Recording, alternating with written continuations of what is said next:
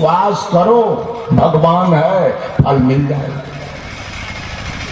बेचारा देखा झंझट करने से कोई फायदा भी नहीं है, कहा लाइए, दिया दूध में डुबा के दे दिया, लीजिए पूजा कीजिए। पूजा जब हो गई, कहा कि हमको भोजन कराइए।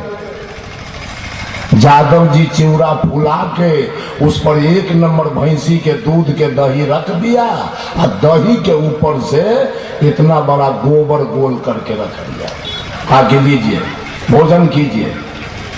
कहा ऊपर में क्या है? कहा ये है विश्वास है फलदायकम, इसको मान लीजिए शक्कर। कहा मान लेने से गोबर कहीं शक्कर हुआ है? तो कहा मान लेने से पत्थर कहीं भगवान हुआ है? ये सारा दुनिया श्रद्धावादी। साहेब कबीर शंका की बात करते हैं, सदगुरु कबीर श्रद्धा की बात नहीं करते हैं, शंका की बात करते हैं। सारे दुनिया के लोग अनुमानवादी हैं, अनुमान लगाते हैं भगवान आकाश में, पाताल में, पानी में, पत्थर में, मंदिर, मस्जिद, गिरजा और गुरुद्वारा में। साहेब कबीर अनुभव की बात करते हैं, अनुमान की बात नहीं करते। अनुभव। एक पंडित जी थे, एक मौलवी जी थे, एक पादरी जी थे और एक जादव जी थे। चारों में मित्रता हो गई। सोनपुर मेला लगा हुआ था, चारों मित्र विचार किया कि जरा हम लोग चले सोनपुर मेला देखने के लिए। चल दिया पांव पैदल। जाते जाते जाते जाते हाजीपुर कोन्हारा पहुंचते पहुंचते 8 बज गया रात। सोनपुर नहीं पहुंच पाए उस पार। पंडित जी ने कहा एक काम करो, रात्रि विश्राम यहीं करते हैं और कल सवेरे उठ के प्रस्थान कर जाएंगे, चले जाएंगे सोनपुर।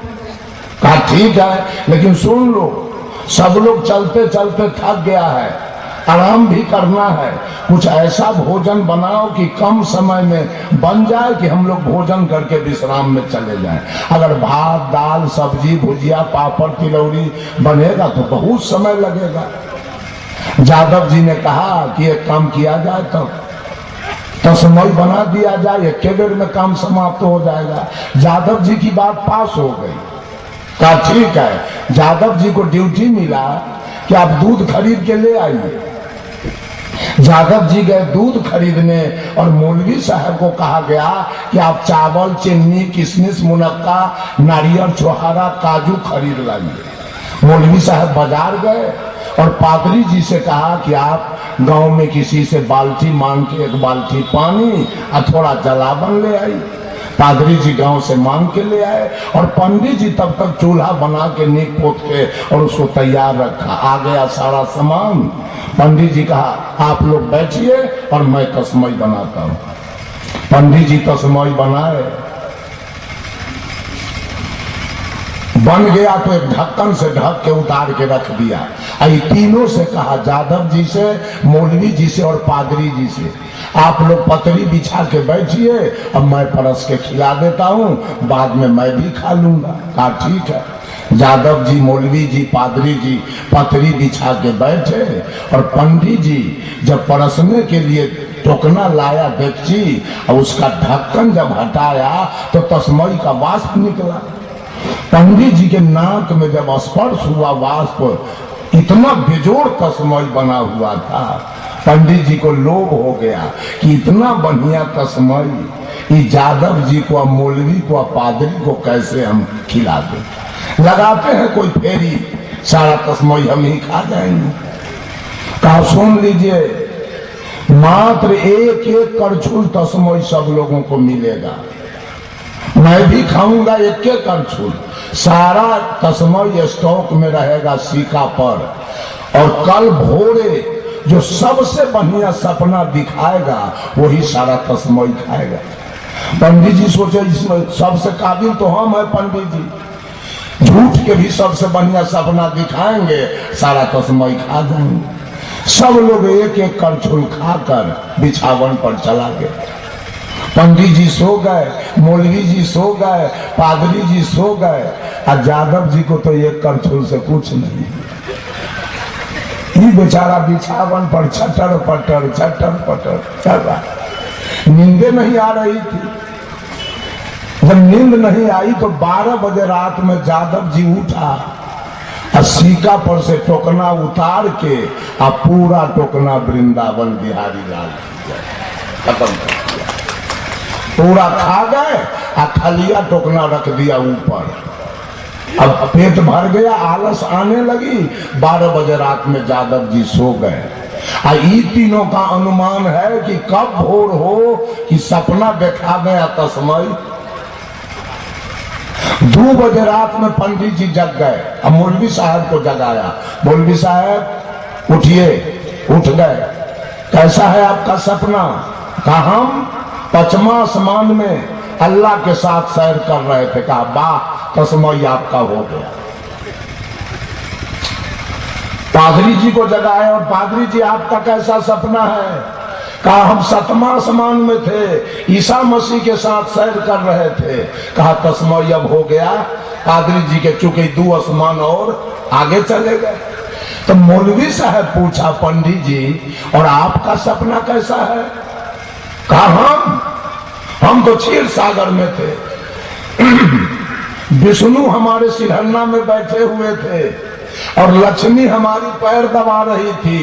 ये दोनों कलेजा में मुक्का मारा। बाप रे, इससे बढ़ को तो सपना कोई बात है। तस्मय हो गया। पंडित तीनों अनुमाने के लड्डू खा रहा है और जादव जी पूरा अनुभव कैले सुतर। अंत में पंडित जी देखा कि मौलवी वाला हिस्सा हो गया, पादरी वाला हिस्सा हो गया, एक हिस्सा मेरा है, एक के हिस्सा वाला जादव जी सोया हुआ है। इनको भी जगा के स्वीकृति ले लेते हैं। एक बार पंखक लगाएंगे। कहा जादव जी सवेर हो गया, 6 बज गया, उठिए। जादव जी उठ के बैठ गए। सुन लीजिए, मौलवी वाला हिस्सा हो गया, पादरी वाला हो गया हमारा, और एक हिस्सा मेरा है, एक हिस्सा ना आपका है। आप भी अपना सपना कहिए, कैसा सपना? जादव जी ने कहा पंडित जी हमारा सपना कहने लायक नहीं है। कहा कुछ तो कहिए। सुनिए, आप सोए हुए थे, ये मौलवी सोया हुआ था, ये पादरी सोया हुआ था। एक कड़ा कड़ा मोच वाला आदमी इतना मोट के लाठी लेके आ गया और हमको जगाया है, उठो। चादर के तौर से उसका मोच देखे या लाठी, हमारा प्राण सूख गया। हम दौड़े उठ के बैठ गए। अब बैठ गए तो हमको कहता है जरा टोकना उतारो ऊपर से। क्या करे? लाठी के डर से, मोच के डर से ऊपर से हम टोकना उतारे और जब नीचा उतारे तो हमको कहता है खाओ। हम की सुन लीजिए, इसमें 4 आदमी का हिस्सा है। आप हमको कहते हैं अकेले खाने के लिए, सवेर में झंझट हो जाएगा, मारपीट हो जाएगा, हम नहीं खाएंगे। कहा लाठी देख रहे हो, एक भी हड्डी हम सीधा नहीं रहने देंगे। तो खाओ। पंडित जी वही मोच और लाठी के डर से सारा तस्मय हमको खाना पड़ा। यही तो हमारा सपना है। बेवकूफ कहीं का।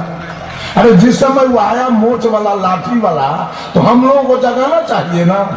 जादव जी कहा आप तो कमाल की बात करते हो पंडित जी। ये मौलवी था 5वां आसमान में, ये पादरी था 7वां आसमान में, आप थे क्षीर सागर में। हम जगाने 5वां आसमान जाते कि 7वां आसमान जाते कि क्षीर सागर जाते कि डंडा खाते कि खीर खाते? सारा दुनिया अनुमान लगा रहा है। भगवान पूरब में है, भगवान पूरब में है तो मियाँ के चुत्तर देखता है ना। ये कहता है मियाँ भगवान पश्चिम में है। अनुमान के लड्डू खाते हैं। भगवान ये मंच पर बैठा है, देख लीजिए सब आदमी। भगवान बाहर कहीं नहीं है। सब आदमी अनुमान के लड्डू, कोई को तस्मय नहीं मिलेगा। तस्मय खाया है अनुभव करने वाला। सदगुरु कबीर श्रद्धा की बात नहीं करते हैं, शंका की बात करते हैं। साहब कबीर अनुमान की चर्चा नहीं करते हैं, अनुभव की चर्चा करते हैं। सदगुरु कबीर हमारे आचार्य धर्म स्वरूप साहब जी विश्वास की बात नहीं करते हैं, विचार की बात करते हैं। मानने की बात नहीं करते हैं, जानने की बात करते हैं। आज जानने की आवश्यकता है। सारा दुनिया मानने वाला है और किसी के बात को मानकर अपने जीवन को नरक बनाया है। जानिए, हमारे सदगुरु के वाणी को आप जानिए। अगर सही लगे तो रखिए और नहीं सही लगे तो उसको हटा दीजिए। हम लोग मानने के लिए नहीं कहेंगे। हमारा विद्वान लिखा है, I keep 6 honest serving man they taught me all I know. मैं कुछ नहीं जानता हूं और अपने पास 6 कर्तव्यपरायण ईमानदार व्यक्ति को रखता हूं। जो कुछ भी मैंने सीखा है इन्होंने ही सिखाया है और इनके नाम है, their names are what, why, who, when, where and how. इनके नाम है क्या, कौन, कहां, क्यों, कब और कैसे। ये शंका अगर हो जीवन में तो गाड़ी गंतव्य पर जाएगी। अगर श्रद्धा हुआ तो गाड़ी रुक जाएगी। श्रद्धा की गाड़ी आगे नहीं बढ़ती है, शंका की गाड़ी आगे बढ़ती है। अनुमान की गाड़ी आगे नहीं बढ़ती है, अनुभव की गाड़ी आगे बढ़ती है। विश्वास की गाड़ी आगे नहीं बढ़ती है, विचार की गाड़ी आगे बढ़ती है। मानने की गाड़ी आगे नहीं बढ़ती है, जानने की गाड़ी आगे बढ़ती है। आप जाने, भगवान बुद्ध कहीं तीर्थ में जा रहे थे, इनका शिष्य आनंद भी इनके साथ जा रहा था। एक व्यक्ति आया और भगवान बुद्ध को आके दंडवत किया, बाबा दंडवत, और पूछा, प्रभु मैं कहता हूं भगवान है, इसमें आपका क्या कहना है। भगवान बुद्ध ने कहा, तो लाख कहो भगवान है, लेकिन मैं कहता हूं भगवान नहीं है। वो चला गया। कुछ दूर और बढ़े भगवान बुद्ध, एक व्यक्ति और आता है, भगवान बुद्ध को जाके दंडवत किया, कहा, बाबा मैं कहता हूं भगवान नहीं है, इसमें आपका क्या कहना है। भगवान बुद्ध ने कहा, तो लाख कहो भगवान नहीं है, लेकिन मैं कहता हूं भगवान है। वो भी चला गया। कुछ और आगे बढ़े, एक आदमी और आता है और वो कहता है, बाबा दंडवत, मैं कहता हूं भगवान है कि नहीं। दोनों बात पूछ दिया। भगवान बुद्ध निरुत्तर हो गए, कोई जवाब नहीं दिया। वो भी चल दिया। कुछ और आगे बढ़े तो इनका शिष्य आनंद कहता है, गुरुजी अब मैं आपके साथ नहीं रहूंगा। कहा, क्यों, फायदा क्या है रहने से। आप 3 तरह के बात बोलते हैं, एक को कहा है भगवान नहीं है, एक को कहा है भगवान है, और तीसरे को आपने कोई जवाब नहीं दिया। तो जो 3 तरह के बात बोले उसके साथ रहने में तो कोई फायदा नहीं है, मैं नहीं रहूंगा। भगवान बुद्ध ने कहा, आनंद हमारी बात तुम्हारे समझ में नहीं आई। मैं जो कुछ बोला वो सही, और जो जैसा व्यक्ति था मैंने उसको वैसा जवाब दिया है। कहा, कैसे। कहा, सुनो, पहले जो मेरे सामने आया और कहा कि मैं कहता हूं भगवान है, इसमें आपका क्या कहना है, वो व्यक्ति आस्तिक था, विश्वास करने वाला। उसने विश्वास कर लिया था कि मानव मात्र से अलग, ये जीव से अलग भगवान की सत्ता कहीं आकाश, धरती, आग, पानी में है और उसी का नियंत्रण पूरे विश्व पर चल रहा है। ऐसा सोचकर उसके जीवन की गाड़ी रुक गई थी, खड़ी हो गई थी। आनंद, मैंने नहीं कुछ किया, मैंने केवल उसके रुके हुए गाड़ी को थोड़ा धक्का दिया हूं, गाड़ी अब आगे बढ़ जाएगी। जहां विश्वास था मैंने शंका रख दिया कि ईश्वर नहीं है। अब तो इस शंका उसको हजारों लाखों संत महात्मा के निकट ले जाएगा। कहीं न कहीं शंका का समाधान होगा और इसको ईश्वर परमात्मा के बारे में जानकारी मिल जाएगी। और दूसरा जो आया नास्तिक, उसने कहा ईश्वर परमात्मा नाम का कोई चीज इस धरती पर है ही नहीं। मैंने उसको कह दिया है। ऐसा सोचकर उसकी भी जीवन की गाड़ी खड़ी हो गई थी। आनंद उसके गाड़ी को भी मैं थोड़ा धक्का दिया हूं, ये गाड़ी भी आगे बढ़ेगी और हजारों लाखों संत महात्मा के निकट जाके ये अपने शंका को रखेगा, कहीं न कहीं शंका का समाधान होगा और इसको ईश्वर परमात्मा के बारे में जानकारी मिल जाएगी। और तीसरा जो आया न आस्तिक था और न नास्तिक, दोनों में से कुछ नहीं, तो मैंने कोई जवाब नहीं दिया। अब जवाब नहीं दिया, इससे उसको शंका हुआ कि बहुत सारे लोगों ने कहा ईश्वर है, बहुत सारे लोगों ने कहा ईश्वर नहीं है। अब बाबा कोई जवाब नहीं दिया, अब क्या है कि नहीं है। अब ये शंका, इसके गाड़ी को भी धक्का लगी है और ये गाड़ी भी आगे की ओर बढ़ेगी और हजारों लाखों संत महात्मा के निकट जाएगा और ईश्वर परमात्मा के बारे में कहीं न कहीं जानकारी मिलेगी और ये आदमी आगे बढ़ जाएगा। ये सारा दुनिया श्रद्धावादी, श्रद्धा में पढ़ के पानी का पूजा कर रहा है। पानी देवता है। एक बात बोलिए, देवता दयालु है कि निर्दयी? दयालु है। अब पानी देवता है। माता बहन लोग गंगा, जमुना, कमला, जमंगला, कृष्णा, कावेरी, गोदावरी, ताप्ती, नर्मदा नदी में स्नान करती है। खौसी, बकरी, मिठाई, रुपया खूब चढ़ाती है। पानी देवता है। और जिस दिन कुशहा बांध टूटा उस दिन मिर्गी उतरा गिरा। देवता से भेंट उठ हुआ कि ना?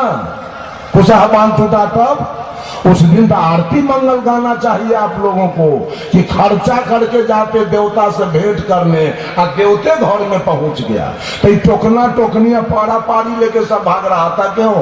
आरती मंगल गाना चाहिए, देवता है तब। याद कर लीजिए, पानी कभी देवता नहीं हो सकता है। पानी जड़ है, आप चेतन हैं। पानी पीने की चीज है, पानी से स्नान करने की चीज है, पानी से कपड़ा धोने की चीज है, पानी से भोजन बनाने की चीज है, पानी खेत में पटाने की चीज है, पानी गोर लागने की चीज नहीं और पानी पूजा करने की चीज नहीं। जो दूसरा देवता आग को माना है, आग के घी होमाद, इतना महंगा घी होमाद, केसर, जटामसी, अरबा चावल, जौ, तिल उसमें जलाते हैं। कि भगवान विष्णु भगवान है। कहीं जेठ महीना एगो लुत्ती उड़ जाए ना तो ये मिर्गी बिना दमकल के न ठीक होए वाला है। ये भगवान बिना दमकल के न माने वाला है। गोर लाख हार जाइएगा लेकिन छोड़ेगा नहीं। गांव गांव जला के राख कर देगा, छोड़ नहीं सकता। आग देवता नहीं कभी हो सकता है। सुन लीजिए, आग से भोजन बनाने की चीज है, आग से कपड़ा पर आयरन करने की चीज है, आग जाड़ा में तापने की चीज है, आग से चिमनी भट्ठा चलाने की चीज है, आग से होटल चलाने की चीज है। आग गोर लागने की चीज नहीं और आग पूजा करने की चीज नहीं। ये सारा दुनिया श्रद्धा में पड़कर कहीं केला के पेड़ के तो कहीं आम के पेड़ के, कहीं कटहर के पेड़ के, कहीं पीपल के पेड़ के पूजा करता है। पीपल के 5 गो पैखाना के रास्ता कई पंडित जी शुद्ध कर दिया। 5 गो। कौन कौन? याद कर लीजिए सब लोग। आम के पेड़ तर आम के अमोला मिल जाएगा, लीची के पेड़ तर लीची के पेड़ मिल जाएगा, कटहर के पेड़ तर कटहर के पेड़ मिल जाएगा, लताम के पेड़ के निकट लताम का पेड़ मिल जाएगा, लेकिन बड़ पीपर पाकर के निकट में उसका पेड़ नहीं मिलेगा। क्यों? उसका प्रमाण है कि जब तक उसको काग कौआ न खाए और उसके पेट में जठराग्नि पर न जाए तब तक उसको जन्मने की क्षमता नहीं है। इसलिए बड़ पीपर के पेड़ मिलेगा कहाँ? पक्का पर, भट्ठा पर, आम के दुकान पर, तार के पेड़ पर, जहां जहां चिड़ै चुरमुन्नी पैखाना करे वहीं ब्रह्म बाबा मिलेगा। दोसर जगह ये पैखाना के रास्ता शुद्ध हो गया और वहां गोबर से निपाता है तो गाय भैंसी के पैखाना के रास्ता शुद्ध दू हो गया। और तेसर मध मखान चढ़ाएगा तो मधो है मधमाछी के पैखाना, ओकरो पैखाना के रास्ता शुद्ध। और रेशमी कपड़ा भगवान को ओढ़ाएगा तो रेशम कपड़ा भी कीड़ा के पैखाना है, ओकरो पैखाना के शुद्ध। और शंख के गाड़े दने फूट एहो शुद्ध। 55 गो के शुद्ध कर दिया गया और सब अशुद्ध हो गया, ये सब शुद्ध हो गया। ये सारा दुनिया श्रद्धावादी कहां कहां क्या क्या पूजा नहीं किया और न करने में लगा है। कबीर साहब शंका की बात हमारे गुरुजी आचार्य धर्म स्वरूप साहब शंका की बात करते हैं, श्रद्धा की बात नहीं करते। सारे लोग श्रद्धा में लगे हुए हैं। आज शंका की आवश्यकता है, जीवन को सफल बनाना है।